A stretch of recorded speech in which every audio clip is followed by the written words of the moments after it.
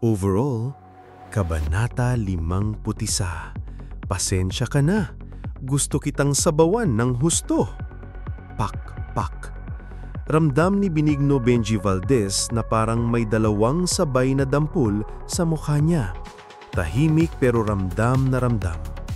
Palibot niya, halakhakan at tuwa ang hangin dahil sa nangyaring kapahamakan.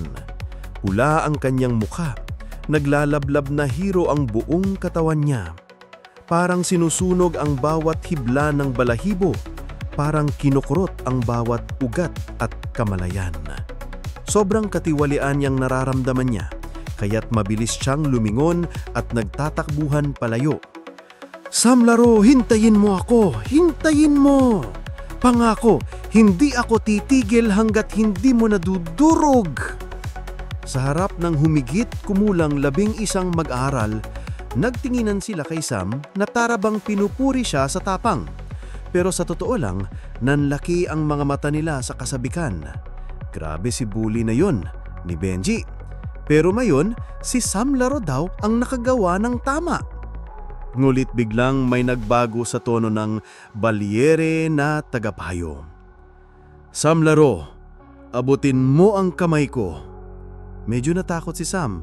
"Tatay, bakit po tatay?" "Abutin mo," ang matigas na utos. Iniabot ni Sam ang kamay at tinapik siya ng tatay niya gamit ang ruler sa palad. Parang hindi sakit pero ito ay simboliko. "Gusto kong patahimikin ang kayabangan mo," sambit ng balyere. Sinipihin niya si Sam bilang trapo at tamad, matagal nang hindi nagbabago ang posisyon niya.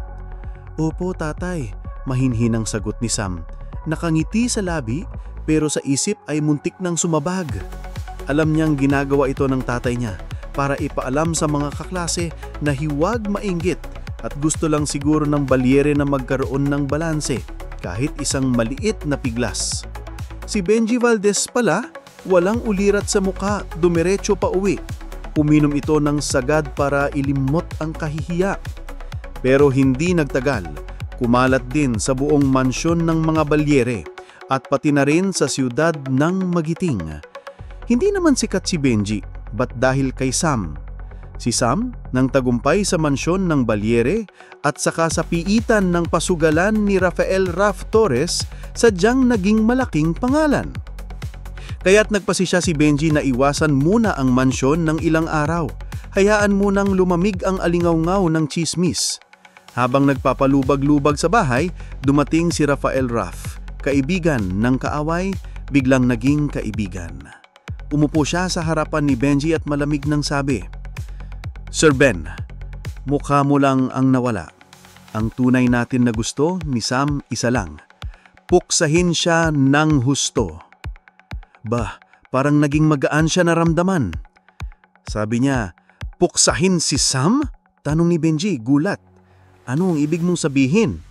"Siyempre, patayin." Sa pariwanag yun. Pero na-sense ni Benji ang agos. "Hindi pwede. Mabait ang balyere dyan. At buong siyudad ng Magiting walang makakagalaw kay Sam." "Malinaw naman," wika ni Raff. "Dahil protektado siya lang tatay niya. Walang makakagalaw maliban lang kung ang balyere mismo ay gustong itakwil siya." Gulat si Benji pero ipinaliwanag ni Raff. Masyadong mahusay si Sam para sa balyere. Pag namatay ang balyere, baka sa susunod na kinabukasan, si Sam na ang hahakbang. Posibleng maging banta siya ng anak ng balyere, higit pa kay ikaw, ang kahawig ng dugo. Tumango si Benji at nag-inom. Tumagal ang usapan nila, dalawang pangunahing balak. Una, sabihing napasobra ang yabang ni Sam kay tatay niya. Pangalawa, ipagkalat kay balyere at sa misis niya na may kasinungalingan tungkol sa kakayahan ni Sam kung gaano siya kahusay. Para pumirma sila na sisihin si Sam. Mula Sam-o, daan-daan paulit-ulit, magiging totoo, paliwanag ni Raff. Sabi ni Benji, pag alam nilang pinagtaksilan ang anak nila, baka makulong si Sam. Sabi ni Raff, tama, sila na ang mag-aalala. Tapos tayo na lang ang gagalaw. Nagkasundo sila. Bukas na tayo lalaban kay Sam. maliliit na saksak sa imahe niya hanggang tuluyang hindi siya mahinayaan ng balyere. Dash, dash, dash. Samantala si Sam Laro ay nagbalik sayo sa mansyon at hindi nagpakasuheto kahit panalo siya sa araw na yon. Pinag-isip niya ang plano. Kailangan niya ding gumawa ng pako sa kabaong ni Benji. Sinabi niya sa sarili, kailangan niyang magtakda ng patakaran.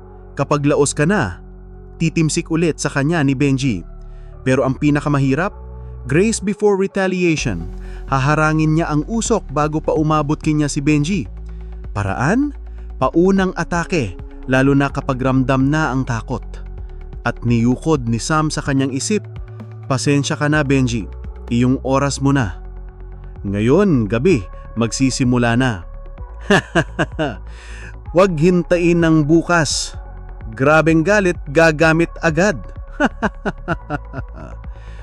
Nakahiga si Sam sa lamesa habang pinupuno ng lakas ang loob niya. Ako'y basta inaaraw-araw na lalaki maayos ang utak at may sariling balak. Kaya't kahit ganun pa, malalampasan ko, soldado ka! Overall, lumapit si Sam Laro sa labas ng kwarto ng balyering tagapaayo. Tulog na ang mag-asawa. Nanay-in-law, tatay-in-law. Tawag ni Sam, mahinahon ang boses. Tugon ng galit na tatay. O, ano na naman, anak ko? Malambing na boses ng biyenan niyang babae. Mukhang bang mas kakampi ang biyenan niya kaysa sa balyere?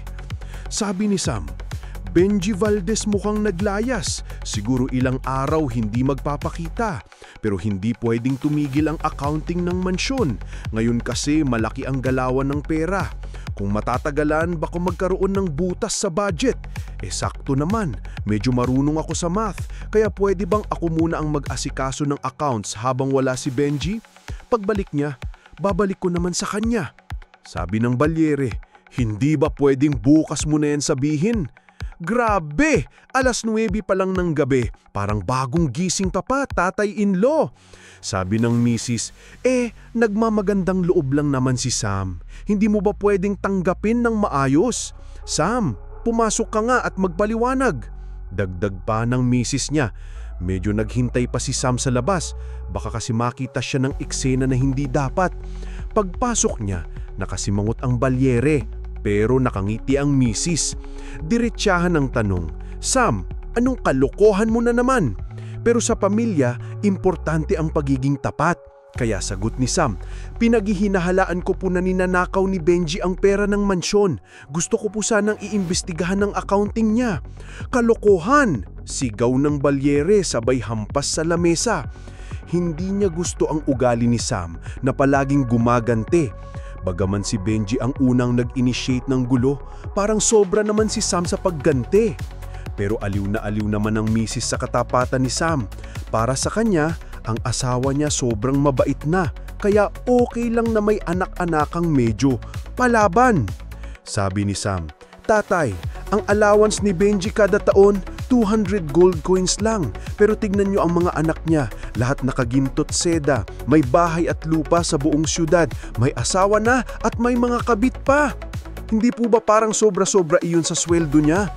Napakunot ang noo ng balyere. Sam, kung sobrang linis ang tubig, walang isdang mabubuhay doon. Ibig sabihin, alam niyang may korupsyon, pero madalas pumikit na lang siya. Sabi ni Sam, baka hindi niyo lang alam, pero baka lagpas-lagpas pa sa iniisip niyo ang nananakaw niya. Mild na tanong ng misis, Sam, bakit ba galit na galit ka kay Benji? Sabi ni Sam, hindi lang dahil kinaiinisan niya ako. Feeling ko po may tinatago pa siyang mas malalim.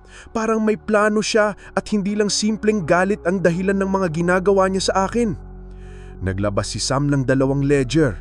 Eto po, 2 libro ng gastos ng mga party dito sa mansyon, pero kahit simpleng accounting lang yan, ang dami ko nang nakitang anomalya. Nagtanong ang misis, totoo ba yan? Sabi ng balyere, saan mo nakuha yung mga libro? Hiniram ko po sa accounting room. Translation, ninakaw niya. Pinibilan ng balyere ang inis niya. Mukhang ang tanga talaga ng anak niyang si Kimoko, kaya si Sam na lang ang umaasikaso ng mga bagay na ito. Dagdag ni Sam, pwede po bang si Ginoong Lim na isang matapat at bihasa sa math ang tumulong sa akin mag-audit para walang bias? Tinignan ng misis ang mga libro, hindi niya maintindihan pero tiwala siya sa kay Sam. Sabi niya, okay lang yan, walang masama kung mag-imbestiga. Medyo hesitant ang balyere dahil kamag-anak pa rin ng asawa niya si Benji pero nagdesisyon ang misis. Kung maliit lang ang kinuraktan niya, palagpasin natin. Pero kung malaki, dapat parusahan. Sa huli pumayag ang balyere. Pero Sam, huwag mong ipapahiya si Benji sa iba. Kung bumalik siya, itigil mo agad. Ayokong mawala ang dignidad niya. Sumunod si Sam, opo tatay. Pero sa isip niya, kung bumalik siya bukas ng umaga, baka tapos na ako sa audit ko, kaya kailangan kong magdali. Pagkaalis ni Sam, sabi ng balyere, tignan mo nga yang si Sam, sobrang vindictive, hindi ko alam saan niya nakuha yung ugali na yan. Ngumiti ang misis, ayoko na ngang magreklamo, at least honest siya. Mabuti na yang may prinsipyo kahit matigas ang ulo. Si Mokulan naman ng may malaking puso Irinap ng balyere. Ako, okay lang ba ako? Ngumiti ang misis. Okay ka rin naman, kaya lang medyo luma na style mo. Samantala, sa accounting room, nagulat si Sam. Grabe, ang dami pala talaga. Libu-libong ledger ang nakafile doon. Sabi ni Lim, mahigit 20 taon na yung mga libro. Kung iisa-isahin natin, aabutin tayo ng buwan. Pero si Sam, alam niyang wala siyang ganung oras. Kailangan niyang tapusin ngayong gabi bago pa bumalik si Benji bukas ng umaga. Sabi ni Lim, kung sinabi mo lang agad, sana napaalis natin si Benji para hindi siya nakabalik agad. Sorry po, nakalimutan ko. Sabi ni Sam, sigurado akong nagnanakaw talaga siya, kaya lang sobrang galing niya sa accounting at kontrolado niya ang lahat ng tao dito. Nabigla si Sam nang malaman na dati nang nag-imbestiga kay Benji pero bigla na lang namatay. Mukhang may foul play. Lim, kung gusto mong malaman ng totoo, kailangan mong maging mas henyo pa sa kanya. Pero kahit ganoon, isang gabi lang, imposible. Sam, baka imposible sa ordinaryong tao pero hindi sa isang henyo. Panahon na para maramdaman nila ang bagsik ng isang tunay na henyo. Kabanata 53. Ang henyo ng pamilya Laro. Tinatakutan, hinamon ang kamatayan. Sabi ni Sam Laro, Guro Lim, isang gabi lang ang meron tayo pero hindi ibig sabihin imposible. Kailangan natin sulitin bawat segundo. Ako na ang pumili ng mga pangunahing ledger. Ako ang bahala sa pag-check. Napakaraming libro sa accounting room, libo-libo. At alam ni Sam na hindi niya kayang tingnan lahat. Kailangan lang niya ang mga key ledgers na naglalaman ng annual at quarterly financial flow. Pero kahit ang mahalagang mga ledger, may ilang dosena pa rin. Kahit basahin mo pa yan ng sunod-sunod, aabutin ka ng ilang araw, sagot ni Guro Lim. Hindi pa nga umaabot ng 5 oras bago mag-umaga. Pero ngumiti si Sam, hindi natin malalaman hanggat hindi sinusubukan. Simulan na natin. Sabi ni Guro Lim, hindi ko inaasahang magagawa mo, pero sasamahan pa rin kita sa kabaliwang ito. Kapag napatunayan mong ninanakawin na tayo ni Benji Valdez, hindi ito personal na laban. Ito ay magiging malaking tagumpay para sa pamilya Kim. Agad silang nagsimula. Sa bilis ng mata ni Guro Lim, nahanap niya ang mga mahalagang ledger. Mga financial record ng buong taon, pati ng mga quarterly balance sheets. Dahil dekada na siyang nagtatrabaho sa mansion, kabisado niya na ang itsura ng mga mahahalagang aklat kahit hindi binubuklat. Habang nag-aayos na pabuntong hininga si Lim. Ang balyere ay mabait at mapagpatawad, pero hindi siya isang matatag na pinuno. Dahil sa kagustuhan niyang mapanatili ang kapayapaan, hinahayaan niyang makalusot ang ilang tiwaling tao. Pero hindi dapat, lalo na kung gaya ni Benji Valdez, lampas-lampas na sa limitasyon ng katanggap-tanggap. Lumaki ako sa mansion na ito. Ito ang tahanan ko. Hindi ko hahayaang sirain ni Benji ang pinaghirapang yaman ng pamilya Kim. Habang nagsasalita, patuloy siyang nag-aabot ng mga ledgers. Si Sam naman, hindi na basta nagbabasa. Parang gumagamit ng scanner ang utak niya. Sa isang iglap, napaproseso niya ang bawat pahina sa utak niya at lumalabas ng mga Excel-like tables sa isip niya. Nung una, kalahating minuto kada page ang bilis niya. Pero ngayon, 10 segundo lang bawat page. Nung nakita ito ni Guru Lim, halos hindi siya makapaniwala. Imposible raw na sa ganung bilis ay maaalala at maa-analyze ang kahit anong numero. Pero kahit nagdududa, patuloy pa rin siyang nag-aabot ng mga libro. Kahit wala siyang tiwala sa kakayahan ni Sam, ginawa niya ang kanyang tungkulin.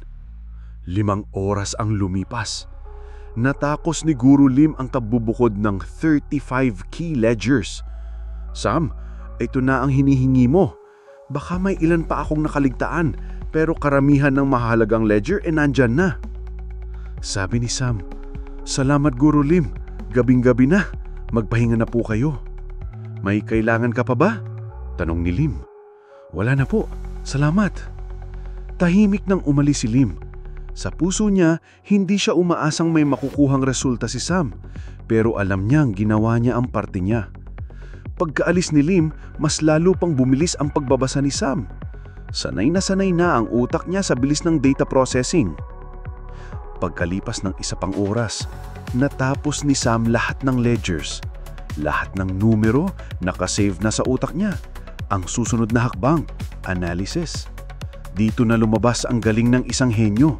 Sa isang kisap mata, nahanap niya ang mga butas sa accounting. Halos hindi siya makapaniwala. Akala niya magnanakaw si Benji, pero hindi niya akala na ganoon pala kalaki. Habang nagbubuk ang liwayag, bumukas ang gate ng mansion.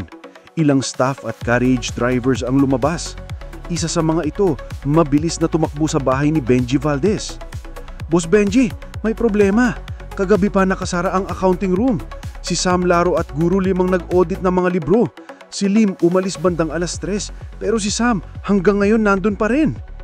Nagulat si Benji, tapos biglang tumawa ng malakas. Walang alam yung batang yan. Kahit bigyan mo pa ng 1 buwan, wala siyang mahahanap. Saka, ano ba naman ang isang gabi? May libu-libong ledger dyan. Paano niya mareresolbahan yung mag-isa? Pero sa loob ng utak niya, alam niyang papatayin siya ng takot. Mabuti na lang may plano pa sila. Sa tulong ni Ralph Torres, may killer move silang papatay kay Sam bago pa ito makapaglabas ng ebidensya. "Pumunta tayo sa mansion," sigaw ni Benji. "Doon natin tatapusin yung batang yan." Pagdating sa mansion, dramatikong lumuhod si Benji sa harap ng balyere. "Hindi po ba kayo nagtitiwala sa akin, sir?" Galit ang balyere pero kalmado ang sagot. "Hindi naman sa ganun." Bakit po pinayagan yung investigahan ni Sam ang accounting? Hindi ba't parang sinasabing magnanakaw ako?" Sunod-sunod ang litan niya ni Benji. "Alam kong may pagkukulang ako pero buong buhay ko nagsilbi ako sa mansyon. 26 na taon ako nagpakahirap. Ngayon, dahil lang sa isang batang hindi pa nabubuo ng bigote, nawawala na ang tiwala niyo sa akin?" At bigla, tumayo si Benji at parang susubsob ang ulo sa pader. Isang esenang puno ng drama, parang gustong magpakamatay.